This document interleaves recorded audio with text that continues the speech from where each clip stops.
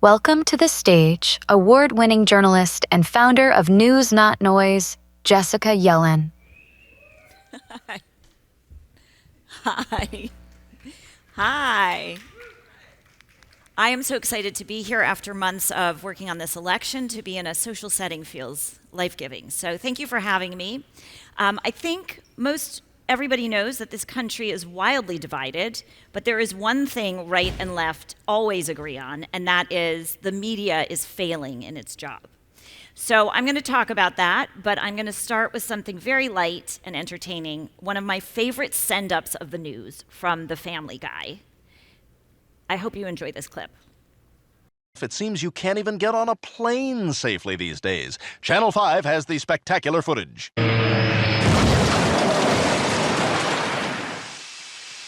Fortunately, no one was injured. However, using state-of-the-art Channel 5 computer technology, we'll show you how disastrous it could have been. Here's how it would have looked if the plane had crashed into a school.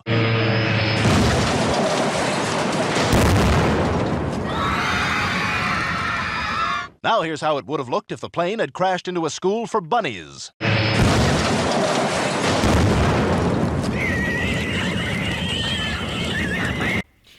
So there's a saying in my business, it's only news if the plane crashes. That makes sense. I mean, you don't want us to cover every time a plane lands safely. But it's also news if we come up with a new fuel source to power the planes, or if culture changes so much that we're not flying nearly as frequently. But those stories wouldn't get top-of-the-bill coverage. They wouldn't lead the newscast, they wouldn't go on for days. The plane crash does. So I'm going to talk about how this got to be the case, because the news wasn't always this way. I'll talk about how it has eroded trust and hurt our social fabric. But first, let me ask you, take a moment and think, where do you get your news? Is it one of the networks, ABC, NBC, CBS? Is it cable? Is it a newspaper? Is it one of your favorite influencers or Substack? Think about when you process the news, and how does it make you feel? Does it make you feel informed and empowered and ready to execute on big decisions? When I was growing up, I loved the news, and I watched Walter Cronkite at dinner with my folks, and we had to talk about it after dinner. And the news made me feel knowledgeable and excited to participate in the world. I grew up in one of those do well, do good families where my parents taught me you have to crush it professionally, but also give back. And I always looked for a way to make a difference. My own dad revered JFK. My dad was JFK, the president's personal page on the floor of the Democratic Convention in 1960. So when I came across the following quote as a kid, it really made a big impact on me, and I'll let you read it.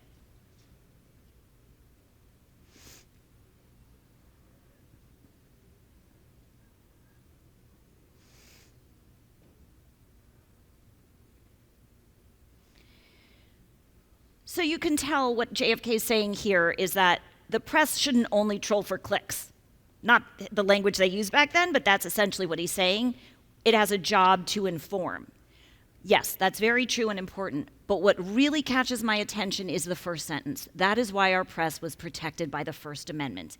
It is the only business explicitly protected in the US Constitution. No other private business is named in the Constitution because our founders considered a free press vital for informing voters in a democracy. Well, that sounded like a good career to me and a fun way to do well, do good. So I set out to become a White House correspondent. And sometimes I call this my hairstyles through the years. Way up on top, when I look more adult than I think I feel today, that was me in Orlando, Florida, when I was a one-man band reporter. I carried my own camera, I edited my own tape. They said, you do the story from snout to tail. I went from there to Tampa, Florida, where I had my own camera person, and I covered the recount in Tallahassee, big-time local news. I leapt from there to MSNBC. That was the big, I got it national. But back then, MSNBC was a conservative news channel, believe it or not. And I covered the Iraq War, and I covered it from the Pentagon and the White House every so often. From there, I leapt to ABC News. I was on Good Morning America with Diane Sawyer. And they gave me the White House gig where I covered the Bush White House. And then finally, I ended up at CNN, where I was first Capitol Hill correspondent, and then one day my boss said to me, we want to give you a taste of the presidential campaign in Iowa. It was 2007, November of 2007.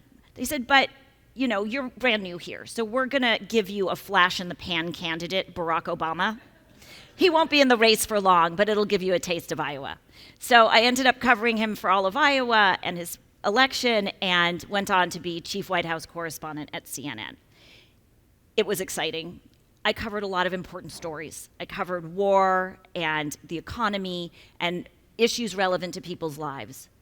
But also, the news was changing while I was there. And increasingly, it became about the plane crash, metaphorically speaking, which wasn't why I got into the news to begin with. So let's go back to that for a moment. Back in the day, this is what the news was. It was a bunch of older white men who told you news based on what a lot of people on the Upper West Side of New York and Georgetown and DC decided mattered. We had what we called the front page effect. If you haven't heard that before, it's a term in journalism that means we're all reading the same front page. The A block, we call it, the top of the newscast on all the networks was more or less the same, and so was the front page of the newspaper. So most of the country, or much of the country, was ingesting the same stories with the same underlying facts, which let us have a common conversation and a more cohesive politics. There were problems with that because, as I said, these were the people who got to decide and no other voices. But it also allowed us a common language. And back then, 68% of Americans had a great deal or fair amount of trust in the press. I want you to remember that because I'm going to come back to it. So back then, we forget this, news was a different beast. News was what we call a loss leader. Originally, the networks got the broadcast airwaves from the government. They were paid for by the taxpayers. And in exchange for using these taxpayer-funded airwaves to broadcast all sorts of entertainment and make money, they had a deal. The government mandated that they also had to create programming in the public interest. That was news. So news was basically mandated by regulation, and it was a loss leader. It wasn't there to generate mass revenue. It wasn't there to capture ratings or get your eyeballs. And it was a very different thing. Yes, they would talk about what's negative, they'd cover the plane crash, but they would also have public policy debates, they'd have conversations, they'd talk about areas of agreement in our culture. It wasn't what we know today. And then something changed. 60 Minutes came along, and 60 Minutes revolutionized the news business. It was transformational. 60 Minutes pioneered this new style of TV news. If you're too young, and I revere you if you are, to remember this, the quintessential 60 Minutes story was a correspondent rushing up to some sort of corporate high-rise and, just talking to somebody as they're walking out of the building, like the CEO. We call it ambush reporting, and saying, sir, why did you let toxic chemicals into a plant in the backyard of someone? And then the CEO refuses to answer, and they chase them. And it became this wildly popular style of reporting. It was all kinds of things. It was standing up for the little guy against the man. It was dramatic. It was exciting. It was like a reality show in some ways. It was very focused on the negative. It was very much about we're holding the bad guys to account, and wherever we look, we're seeing bad things. Now, that is an important function of the press. It's not the only function of the press. But 60 Minutes did this to such great success that by the 80s, it was a top 10 show, tracking right up there with Dallas, The Jeffersons, Three's Company, and my favorite, Joni Loves Chachi. I forgot about that, but I loved Chachi. Anyway, so 60 Minutes taught everyone else in the news business that there's a way to make profit in news. And the way to generate huge eyeballs and lots of profit is by going negative, by constantly pointing out what's wrong, who are the hypocrites, where's a point of tension and conflict, big drama. And it was understood that this is a formula to get eyeballs. Now, I don't want to suggest that 60 Minutes is to blame for what we're dealing with in the media right now. They showed a way. There are also many other forces that have changed our media. Among them, around this time, a little later, a lot of news outlets were bought by publicly traded companies. Publicly traded companies, what do? They report profits on a quarterly basis. What do they require? Their subsidiaries to improve profits on a quarterly basis. When that pressure trickles down to the newsroom, what does it mean? It means we have to improve ratings this quarter over last quarter. How do we do that? Well, 60 Minutes showed us that by going negative, focusing on hypocrisy and conflict, that's one way to do two things. And this is an important thing in the news. It's not just how many people are watching, yes, it's tune-in time, extending your tune-in time. So we would understand, like, tune-in time right now is 12 minutes. What could we do to get it to 12 and a half minutes? Okay? So there are all these pressures, and then there are suddenly new competitors. Cable news, the proliferation of independent media in the early way, in the legacy space. All these pressures created an environment in which news orgs felt the need to just triple down on whatever was working, which is going negative. And now we end up here. How many people have spent way too much time watching a television that looks like this? Yes, especially this year. So networks learned that going negative is a great way to get eyeballs, focusing on conflict, but the 60 Minutes way is expensive. So they started, like, it metastasized through the business, but it's really costly to send, for example, me as a correspondent out to cover a story. I have to fly on a plane, have a hotel room, get meals. I have a camera person who gets the same, a satellite truck, et cetera, et cetera. Then we're out there in the field, and let's say some story breaks in Moscow. Well, all those sunk costs for my story are gone, and we're not even getting on air because of the Moscow story. They figured out, we just call some people into the station, have them sit on set and talk. It's super cheap, and they can yell at each other, and they can get negative. And when I was an anchor at CNN, which I became eventually, I was anchoring a lot of stuff, I would find people, a new person on Capitol Hill, and I'd say, wow, I found this new member of Congress who's so articulate and so good at communicating policy and really attractive and great on TV, which is the, triumvirate. And what can I book them? And they'd be like, are they going to bring the heat? Which means, will they fight? And the model that they decided on is we need people to fight on camera. That is what will drive engagement and drive interest. But it also means, pause, what does it mean? We are modeling combat as our form of political discourse. So that everybody who's suddenly gotten super engaged in politics in the last few years tunes in and sees, well, American politics is where people who disagree scream at each other and hate one another. There's no part of the conversation where they say, you know what, we agree on these underlying principles or these values. It's just the negative. And that is sort of like any industry ripe for disruption, the rule of how it works in this business.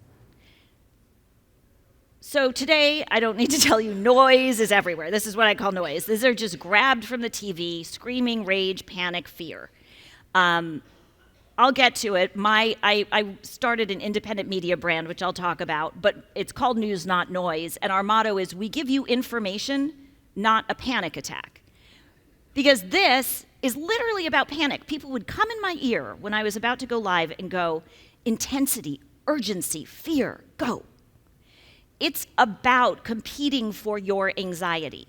We leave out the part that might make you feel calm because making you scared will make you tune in. And what we know from scientific research is that kind of information causes depression, polarization, alienation, and disengagement. Depressed people are more likely to read and share and believe disinformation. We know that. And they are less likely to participate in civic society. This is the world I was reporting in by the time I got to the top. It was the plane crash all the time. And that was only one of the pressures that was changing the news business because technology then came along to disrupt the media. People were super unhappy with the media, and then what did we get? I know everyone in this room knows this, but I'm just going to show you the quick timeline because when you hear it all together, it's quite remarkable. In 2004, Facebook was launched. In 2006, Twitter launched. In 2010, Instagram. In 2011, Snapchat. In 2016, TikTok. Suddenly, anyone with a phone could be a broadcaster, and everyone on the phone was competing for your attention and against the news. Those who were good at getting your attention won audience, and the algorithms were designed to get you to do the same thing as the news, spend more time, extend your tune-in time on the platform by doing what? Emphasizing and supporting content that focused on outrage, rage, negativity, anxiety, conflict, and fear. So it became a noisy and crowded space, and to stand out, you had to be very, very noisy. And in this crowded environment, what happened? Trust in the news. 69% of Americans have not very much or no trust in the news media. Remember the first stat I gave you? 68% trusted. 69% now do not trust. Remember, the founders of America said it is vital that we have a trusted press and well-functioning press to have a well-functioning democracy. That is not what this reflects. Now, I don't know how much we all trust pollsters, so I decided to just check this, and I sampled my audience. I did the thing we all do. I asked people in a focus group, what's the one word that comes to mind when I say the news? We got a word cloud, and here's what we got.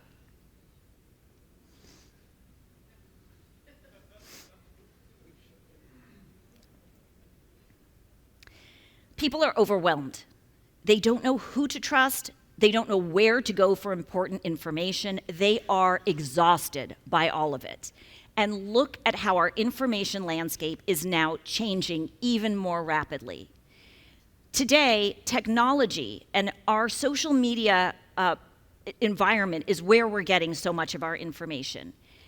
Consumers, 61% of consumers say they trust recommendations from influencers as if they're family or friends. Okay, let me talk to you about what that really means. So this means influencers who are selling you, like everything from gut cleanse to get a laser facial, butt lift, whatever, to your news influencers. Why is it that they have this trust? It's the parasocial relationship, right? Your mom calls you on FaceTime on your phone and she shows up in the screen, and then after, you watch a video that I might have posted and I show you up in the same screen, and it's like, oh, it's mom, it's where like my friends, my partner show up. It feels intimate.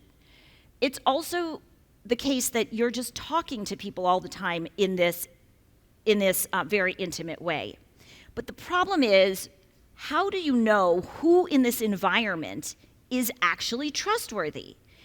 Social media really flattened the experience, right? It gave everybody a voice. You don't have to be an expert. But it also made it very hard to know who is an expert.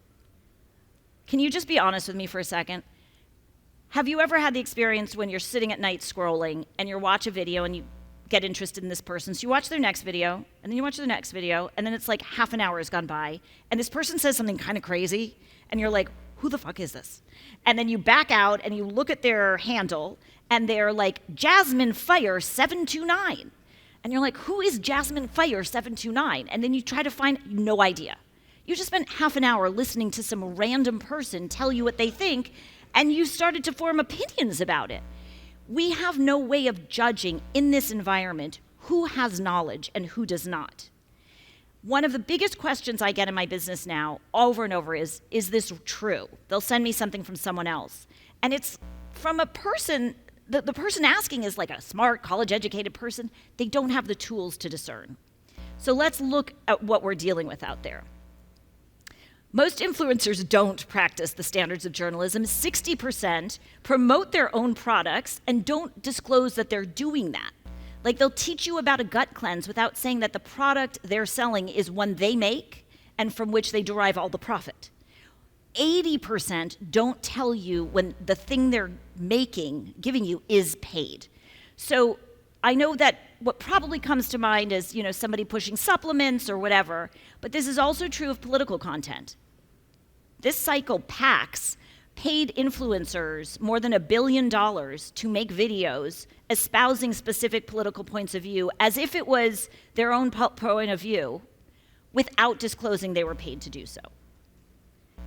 So What is the upshot? 50% of US adults now say they get news in part through social media. There's the breakdown. One of the weird things that's happened in like a bizarre, weird causality is, I said a few minutes ago, the people who won on social media were the people who were good at making videos, right? When it emerged in the early 2000s, news orgs were bad at adapting, right? And major media companies are moribund. It's hard to figure out how to make social content. The newcomers who won in the space were people who were just good at making hot video in 30 seconds. They got millions of followers, and all of a sudden, they're the reigning kings of social media, and they pivot to cover news. Not because they have any qualifications or standards, but because they have audience. I'll give you one example. Has anybody here heard of House and Habit? House and Habit is a person who was, I think she was like a interior decorator blogger, style blogger of some kind. She's British. She became obsessed with the Johnny Depp trial. And she started obsessively like updating every single time, like Johnny Depp looked to his lawyer and seemed to smile. What did it mean? People became mesmerized by her obsession. She got more than 1 million followers. After that, she decides she wants to be a political reporter and is now a reigning queen of covering politics and spews disinformation day and night to her audience of 1 million plus. She, many days, has a bigger audience than CNN. So do I, but there's no difference, right? How can people tell? So I told you earlier that we trust influencers like are members of our own family. Let's just look for a second at who we're trusting for news. I'm just going to say it. This is classic Marxism. This is Marxism the same White way supremacy is a factor in this. Yeah, they're not wrong. Of course it is a factor in this. That's America. But Trump doesn't play by the rules. That's a fantastic point. But is clean and healthy, and we have good flora, right, and everything's thriving in there, then the best thing to do is avoid microplastics. Parasites. It's a whole big deal. Clean the liver, kill the parasites. Alpha males are a threat to the regime. It makes sense. Remember, they kicked out alpha males from the military. The 4 supplements are alpha. Okay. Is this a family you can trust? The answer is no. We are trusting the wrong people. And the sad truth is when you have fashion bloggers giving you your news coverage about a presidential race or any topic, and I don't mean this to be partisan, it's just the frame of it. When you have these people as your primary source of news, they are easily manipulated. Don't just take my word for it. These are words from today's most winning political messengers.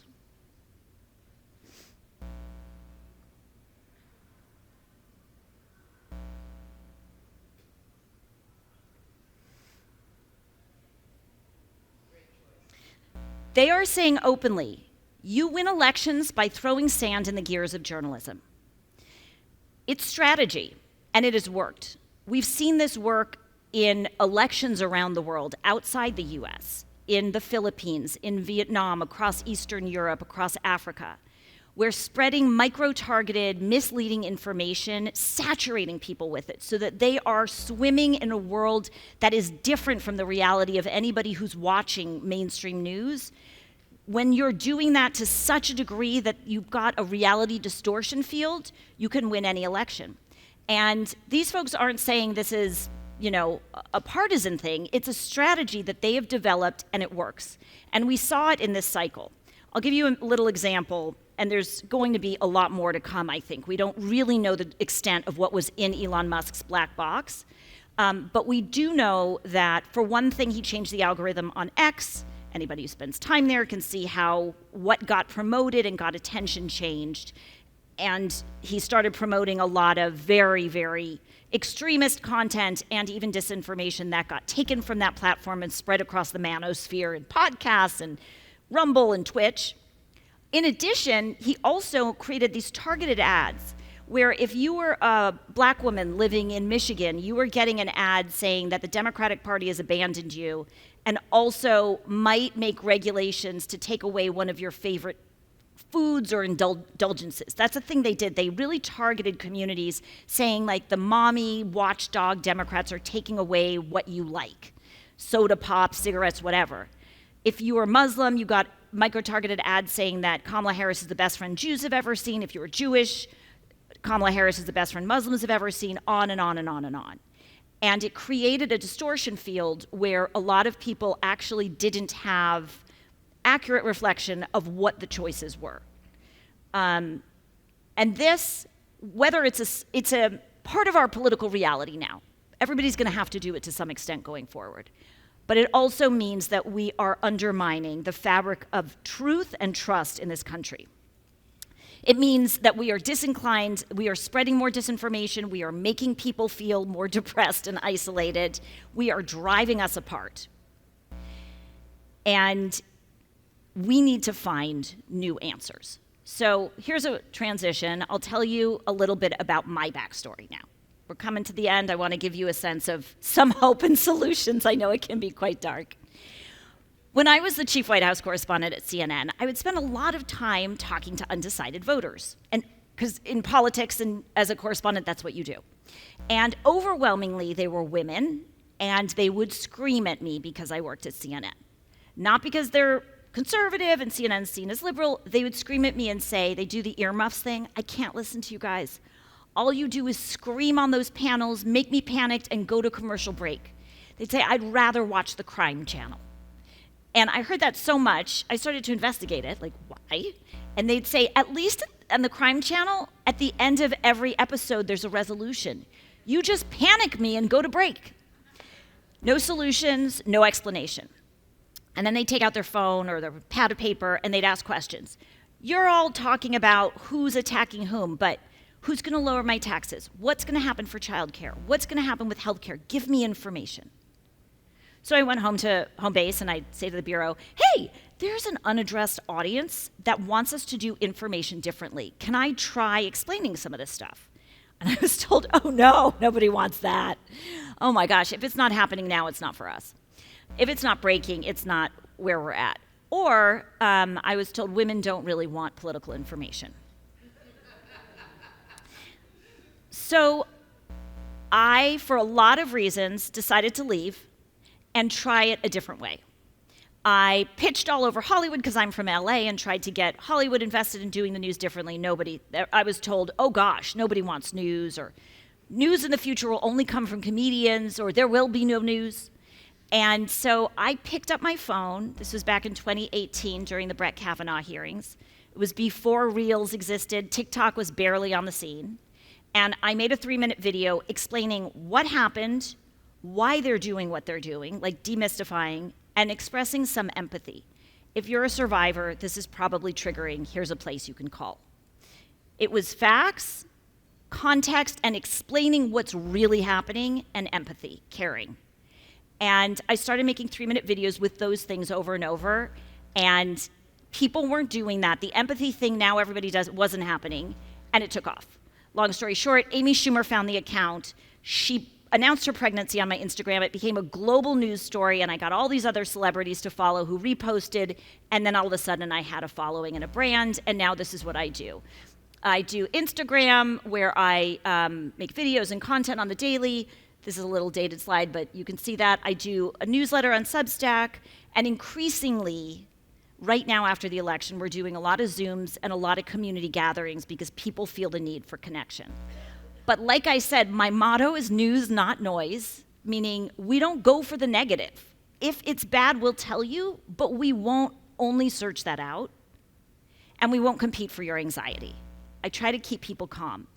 And the next slide looks a little like a pitch, so I don't mean it that way. I'm preempting the question I usually get, which is, it's cute that you do this, Jessica, but really, is there an audience for truth? Like, does anyone care about facts anymore? So I told you, I've never spent $1 on marketing or buying audience. This is organic. We have 1 million people in our community, double industry standard on engagement. Our newsletter has twice the open rate of most industry open rates in the news business, tons of impressions, blah, blah, blah, blah, blah. Yes, people still want truth and facts. They don't know where to get it. They don't know how to discern who to trust. We have been teaching people to be skeptical and to doubt and disbelieve without teaching them how to discern what to believe. And they're panicked. Now, this is a funny addition. So, I added this on Thursday because this article came out on Thursday. And I don't know have you ever had an experience like this? 10 years ago, I pitched CNN saying, we really should meet people where they are and start stories at the beginning where we explain things like tariffs to them without just jumping in. And we shouldn't compromise on facts, but we should also be empathetic and express emotion. And they said, if it's not happening now, it's not us. Until they got historically low ratings on the election. And on Thursday of this week, CNN publishes this piece saying what they should do is meet people where they are, start stories at the beginning, don't compromise on facts, have Zooms, what else do they say? Community, get outside DC, solicit questions from readers, follow through on answers, build trust through coverage. Basically be more like news, not noise. Now, obviously, a lot of people have had this thought. This isn't the most, unique insight, but it shows that this is the way we are moving, and people are sort of starting to come around to it. Ever since the election, I've started hearing from a lot of those same people I pitched originally who told me news is not going to exist in the future. And they're like, oh, you were right. What do you think can be done? So there's a growing awareness that change needs to happen. Now, okay, I'm going to tell you what I'm doing next is I'm taking what we've built and expanding it with more creators, other people who are experts in other categories. I told you, you don't know who to believe or trust when they're talking to you about, for example, beauty online. So we're doing it with a beauty expert, but not an influencer, somebody who actually knows the science of what's in those products. How about finances, family, parenting, etc.? People ask me more than anything else, can you give me an answer to this thing because I don't know who or what to trust? Can you help me build trust? I will say that after the election, engagement and panic is through the roof. Maybe some of you are feeling that. And people are craving connection, community, and more opportunity to learn about where they can get trusted information. If you're interested in talking about any of this, please find me. I'll be here and happy to talk about it. But I really want to end here. The decline in news didn't just impact news. It started the trend, but it drove a decline in trust in institutions across the board. I told you, the negativity bias means what? We only talk about an institution when something's wrong. When's the last time you turned on the news to hear a bank was doing something great? Or that large technology companies are really helping out in some big way? Or the criminal justice system had a reform that's saved a bunch of people's lives in a good way. We focus on the negative. So much so that if my friends who leave the news and become crisis consultants or PR consultants to businesses will advise them, find something negative to make your hook. You're being too positive about your business. Why don't you just say something terrible is happening at a competitor and you're fixing it? The frame is negative. What does that do? It drives down trust, because you only hear about these things when something's wrong. People are getting different information from untrusted sources, driving polarization, suspicion, loss of faith. We're divided, we're polarized, we're depressed. To have a society that is stable and safe for you and for your kids and for our future, we need to have a free press that works well. So what does that mean? I think it means a few things. I think it means finding ways to create verification systems so that outside of social media, there are entities that give a blue check. Don't rely on Twitter to do, or whatever we want to X, to do the check. Why not have the equivalent of a LEED certification for people who follow standards? Why not train audiences to understand the 3 things you should ask an influencer before trusting them? What's your training? Are you being paid to say this? And how do you make your money? Now, I'll caveat, sometimes people get mad at me that I charge for my newsletter. They're like, oh, everything's about money. I also teach them you have to pay for quality journalism. That's the only way we eat and can keep doing the job. So taking money and making money isn't the evil. The problem is when it's undisclosed and you don't know the source of revenue. So I think we need to create new systems and structures to help people make judgments about who to trust. And we need to teach discernment.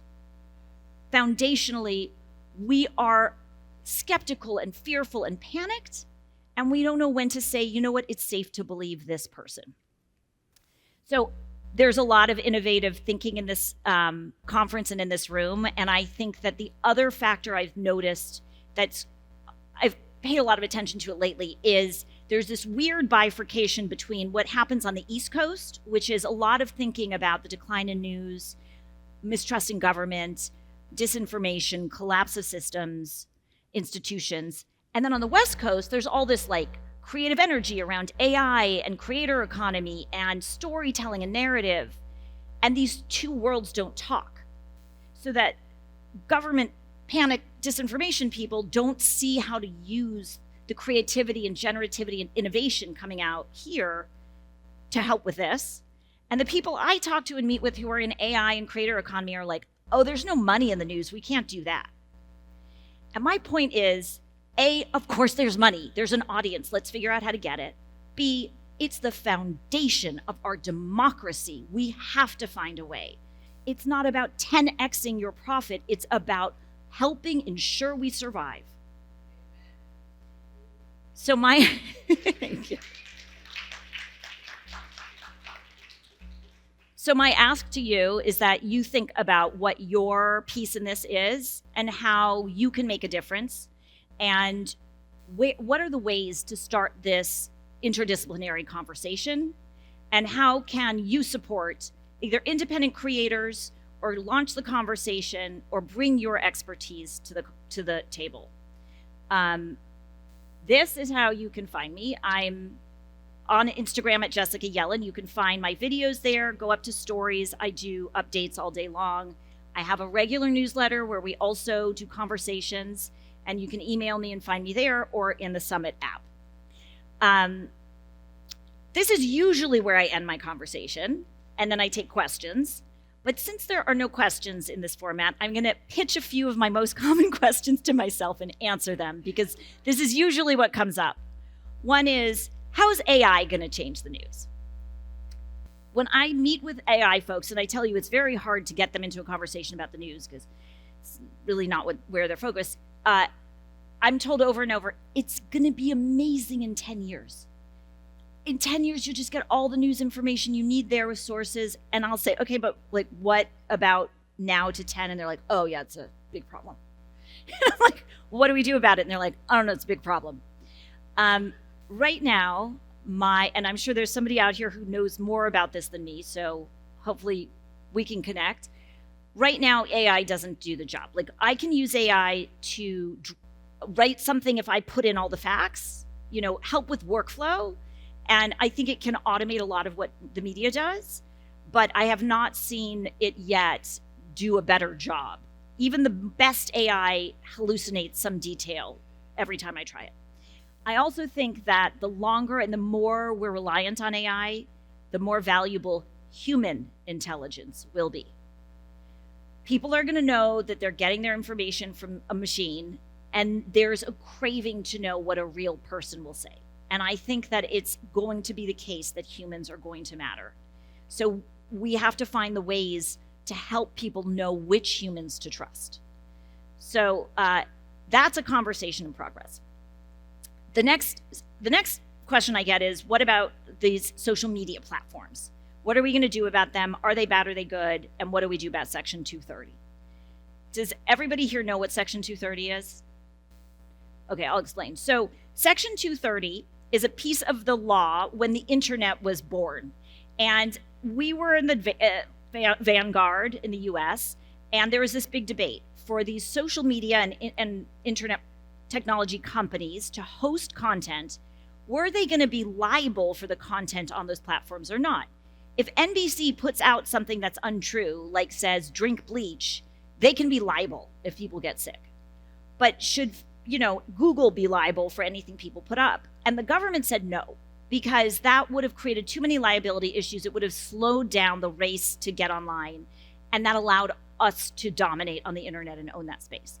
Okay, but now these companies are like the biggest companies on earth, and they are putting their finger on the scale of what content you do and don't get, and they're still not liable. That's Section 230. So they can tell you to drink bleach and you can die, and you can't sue them for that. And that is the crux of why they aren't held responsible for how they tune their algorithms and the choices they make about what gets in front of you. And there's a lot of interest in adjusting Section 230 or repealing it. And if you care about how social media is infecting kids or creating problems, read about Section 230 and ask your local elected officials and your congressional members what they're doing about it. I could keep going on, but I think what I will do is answer the last question that's a crowd favorite, which is, back from my White House days, what's it like to fly on Air Force One? Should I skip that? Okay. Air Force One. So when you go on Air Force One, which I've done many times, not to brag, you board it at Andrews Air Force Base in outside Washington, D.C. You take your car onto the base, and then you get in a school bus, like an old rickety-ass school bus, and you check in. There's a lot about being in the White House press corps that's like kindergarten, where you have to check in and get your ribbon and then sit in the bus, and they drive you in. You go through mini security, round you up in a group, and then in a group you walk out onto the tarmac, and there's just the largest airfield you've ever seen and a monstrous jet that says United States of America. And every time you walk out, no matter how cynical or exhausted and overworked you are, you get that like rush of excitement and pride. And it's always impressive and exciting. So there's two sets of stairs. The front stairs is where the president enters and his chosens. And then the back stairs is where his junior staff, support staff, and the press enter. The plane is also set up like that. So up front where the president is, there's such plush white carpeting. And there's like this wood that's high sheen. It's very nice. And then as you go back, there's the compartment for his top aides, also very nice. They can order any food they want. Then it's the next section, which is like where the not so senior aides are. And the carpet's like that institutional blue. It's a little thinner. Wood's not so shiny. Behind that is where the tech guys sit, WACA. They get you online, they put up the comms. Then Secret Service, low on the totem pole. And then back in steerage, where everything stinks, and the chairs don't recline, is the press. Overhead bins can't hold a suitcase, but you're supposed to fit it in anyway. I don't know. And you're not allowed to order food. What they do is the Navy comes out, doesn't matter how long the plane flight is, the Navy comes out and they tell you it's for dinner, and it's usually leftovers. My favorite was mashed potato teeny, which was spaghetti with mashed potatoes on top. It's insane. You never know at what point somebody might come back and brief you or bring you up front to meet with the president. It's always exhausting, and we love to complain, and there's so much about it that feels physically uncomfortable, but you're flying on Air Force One. And I gotta tell you, I swear they told me this didn't happen, but I swear we got from LA to DC one night in 3 hours. I was like, you guys put it in supersonic speed. And they're like, no, we didn't. I was like, but this took 3 hours. And I say all this to just point out, there's a lot that's broken, but there's so much about this country that is still dazzling. And there is so much we do together when we make the effort. And having pride in our institutions is vital for us to also survive. And a key part of that is supporting the press and finding ways for it not to go back to the legacy media, but to adapt to our new information ecosystem with tools that help everybody feel like they have the ability to discern what to believe, to take action to improve our world. Thank you.